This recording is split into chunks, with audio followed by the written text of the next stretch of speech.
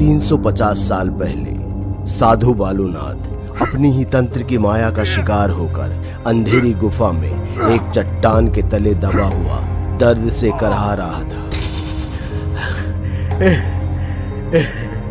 रत्नावती, अगर तू मेरी नहीं हो सकी तो किसी और की भी नहीं हो पाएगी। इस राज्य ने मुझसे मेरा सब कुछ छीन लिया है और जाते जाते मैं भी भानगढ़ का सब कुछ छीन लूंगा। भानगढ़ और उसके लोगों को मेरा श्राप है।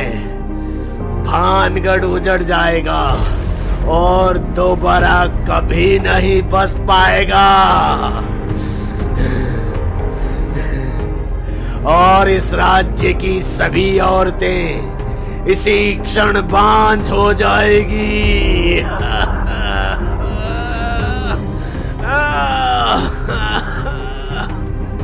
राजकुमारी रत्नावती जो अपनी दासी के साथ वहां खड़ी ये सब देख रही थी, ये सब सुन वो भी डर गई थी।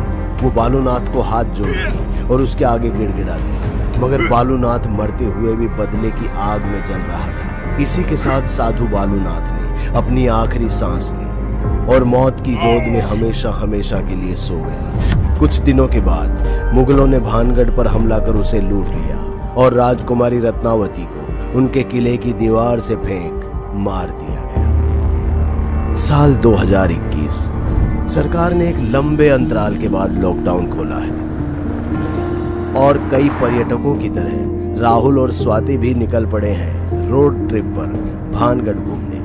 दोनों अपनी गाड़ी में गीत गुनगुनाते और बातें करते चले जा रहे थे।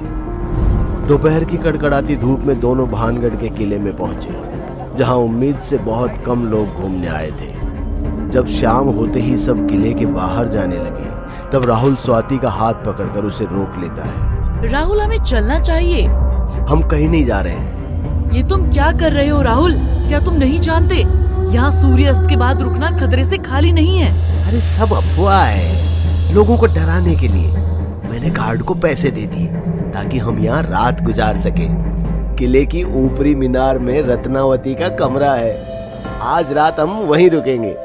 सूरज ढलते ही दोनों रत्नावती के कमरे में आ गए थे, पर जैसे ही स्वाति ने दीवार पर टंगी रत्नावती की पेंटिंग को देखा तो एकटक बस उसे निहारती ही रही।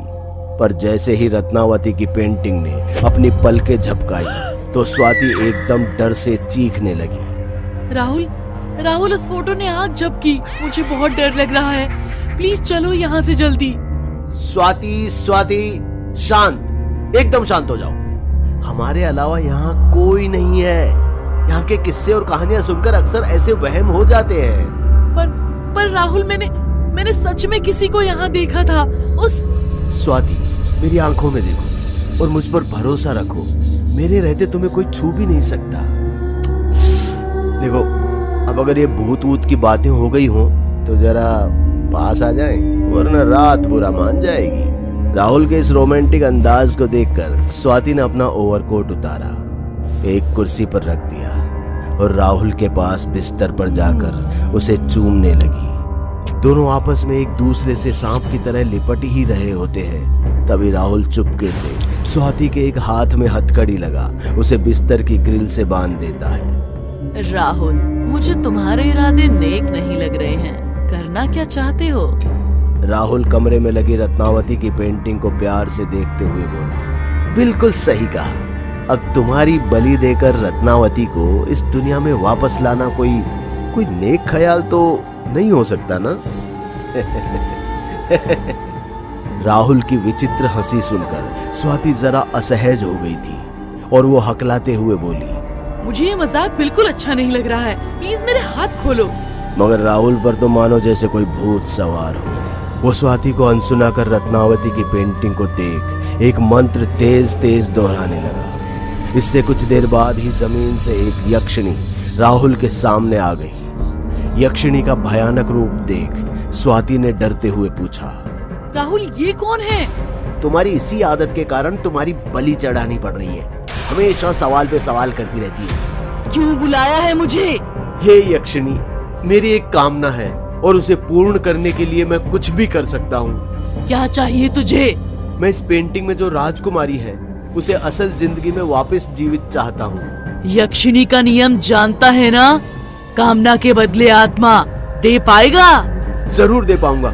ये मेरी गर्लफ्रेंड स्वाति जो मुझे जान से भी ज्यादा प्यार करती है, ये मेरे लिए अपनी जान देने को तैयार है।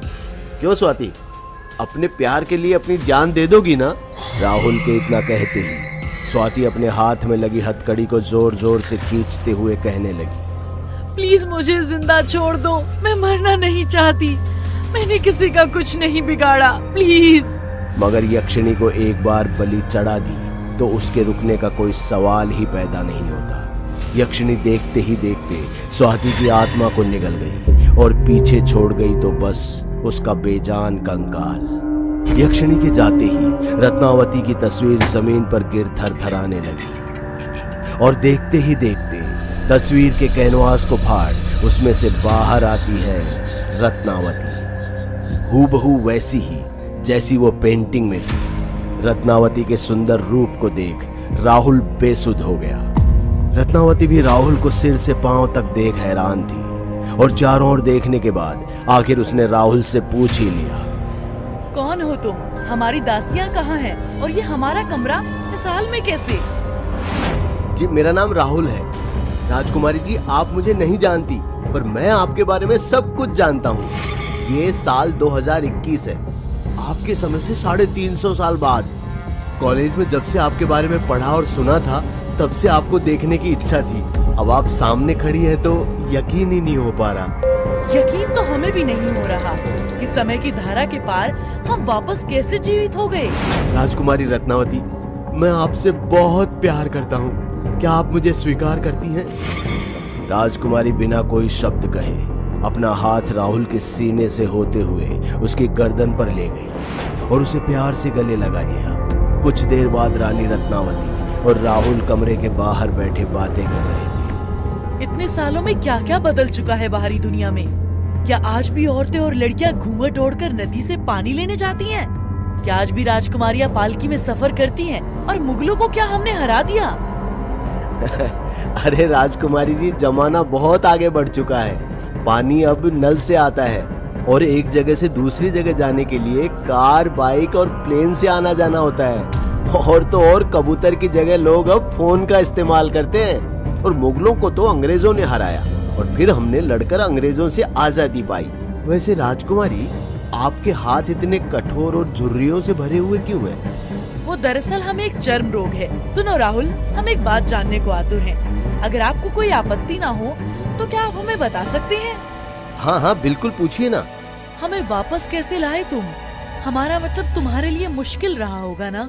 हाँ थोड़ा मुश्किल था, पर राजकुमारी जी आपके लिए तो पहले तो कुछ ग्रंथ और काले जादू की किताबें पढ़ी और फिर आखिरकार एक ऐसा मंत्र मिला जिससे कामना पूर्ण करने वाली यक्षिणी को बुलाया जा सकता है।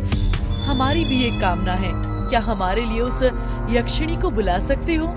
राहुल, जो रत्नावती के प्यार में अंधा हो चुका था, बिना ज्यादा सोचे यक्षिणी को मंत्र पढ़कर बुलाता है। यक्षिणी पहले की तरह ही जमीन से अवतरित होती है। ये यक्षिणी मेरी कामना है। मैं अपने हर रोग से मुक्त होना चाहती हूँ और अपने सुंदर रूप के साथ एक अनंत जीवन व्यतीत करना चाहती हूँ। जो मांग रही है वह अनंत जीवन एक अनंत श्राप भी बन सकता है, लेकिन अगर यही चाहती है तो जा, दिया तुझे लंबे समय तक चलने वाला सौंदर्य जीवन का वरदान। इस यक्षिणी का एक ही नियम है, कामना के बदले आत्मा। ए यक्षिणी, तू भूल रही है, तुझे बुलाने वाला मैं हूँ और रत्नावती की जिंदगी के बदले अपनी प्रेमिका स्वाति की आत्मा की बलि चढ़ा चुका हूँ। अब और कोई बलि नहीं मिलेगी, इसलिए चुपचाप से जो रत्ना मांग रही है उसे दे और चलती बन। जो अपनी प्रेमिका का नहीं हुआ वो मेरा क्या होगा? मेरी बलि स्वीकार कर यक्षिणी। इससे पहले कि राहुल कुछ समझ पाता, रत्नावती ने एक टेबल के नीचे से खंजर निकाला और राहुल के सीने पर निशाना लगा इतनी जोर से फेंका कि राहुल की आखिरी सांस भी उसके हलक में ही रह गई। यक्षिणी भी राहुल के गर्म शरीर से निकली रूह को लेकर कमरे से गायब हो गई। समय बदल जाता है मगर मर्दों की नीयत नहीं।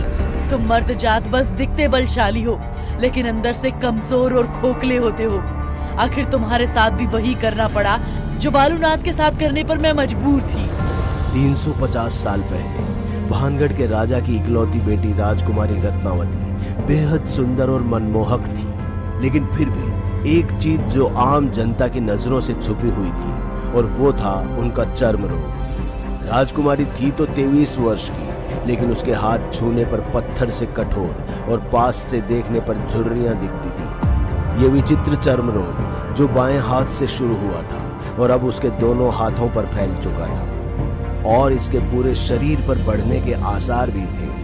अगर राजकुमारी को कोई इससे मुक्ति दिला सकता था तो वो था साधु बालूनाथ, जो भानगढ़ से कुछ दूर एक पहाड़ी गुफा में तप किया करता था। राजकुमारी जब अपनी दासी के साथ बालूनाथ की गुफा में पहुंचती है तो दोनों बालूनाथ को देखकर डर जाते हैं। फिर भी हिम्मत कर राजकुमारी ने उसको सब कुछ बता दिया, लेकिन बालूनाथ ने राजकुमारी की एक नहीं सुनी। वो तो बस राजकुमारी की खूबसूरती को ही निहारता रहा, जिससे राजकुमारी को बालूनाथ की नीयत ठीक नहीं लग रही थी। इसी कारण राजकुमारी ने अपने गुप्तचर उसकी गुफा के आसपास छोड़ दिए और 2 दिन बाद गुप्तचर ने बालूनाथ को एक इत्र की शीशी को देख कहते सुना, ये इत्र ना सिर्फ रत्नावती की बीमारी का इलाज करेगा, परंतु उसे मेरा गुलाम भी बना देगा। वो मेरी दीवानी हो जाएगी, मेरे अलावा उसे कोई हासिल नहीं कर सकता। राजकुमारी के कानों में जब ये बात गई तो वो अगले ही दिन अपनी दासी के साथ गुफा में आ गई। बालूनाथ ने भी अपने मन मुताबिक राजकुमारी को इत्र की शीशी थमाते हुए कहा, लीजिए राजकुमारी जी, इस इत्र को अपनी दोनों कलाइयों पर लगाइए और इसकी महक लेने के बाद देखिए क्या कमाल होता है। बालूनाथ की बात सुन राजकुमारी ने इत्र की शीशी अपने हाथ में ले ली, लेकिन अगले ही पल उसे पास की चट्टान पर दे मारा, जिससे वो चट्टान हवा में उड़ बालूनाथ के ऊपर आ गई। तुम्हें क्या लगा इस इत्र को सूंघते ही मैं तुम्हारे वश में हो जाऊंगी, तुम्हारी दीवानी हो जाऊंगी? कभी नहीं। मेरे जैसी सुंदर राजकुमारी तुम जैसे बदसूरत तपस्वी को अपना पति कभी स्वीकार नहीं करेगी। रत्नावती, अगर तुम मेरी नहीं हो सकी तो किसी और की भी नहीं हो पाओगी। इस राज्य ने मुझसे मेरा सब कुछ छीन लिया है और जाते जाते मैं भी भानगढ़ का सब कुछ छीन लूंगा। भानगढ़ और उसके लोगों को मेरा श्राप है। भानगढ़ उजड़ जाएगा और फिर दोबारा कभी नहीं बस पाएगा और इस राज्य की सभी औरतें इसी क्षण बांझ बन जाएगी। इसी क्षण से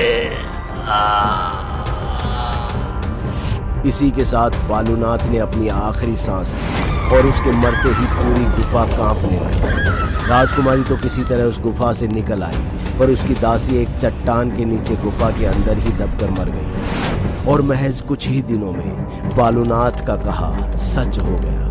मुगलों ने भानगढ़ पर हमला कर उसे लूट लिया और राजकुमारी रत्नावती को उनके किले की दीवार से फेंक मार दिया गया। वो दिन है और आज का दिन है। बालूनाथ के श्राप ने आज तक भानगढ़ को एक बंजर सभ्यता बनाए रखा है। दोस्तों, अगर आपको हमारी कहानी अच्छी लगी हो तो लाइक, कमेंट और शेयर जरूर करें। साथ ही रेगुलर अपडेट के लिए चैनल को सब्सक्राइब करें और अगर आपके पास भी कोई डर से भरी दमदार कहानी है तो भेजिए हमारे मेल एड्रेस पर अभी।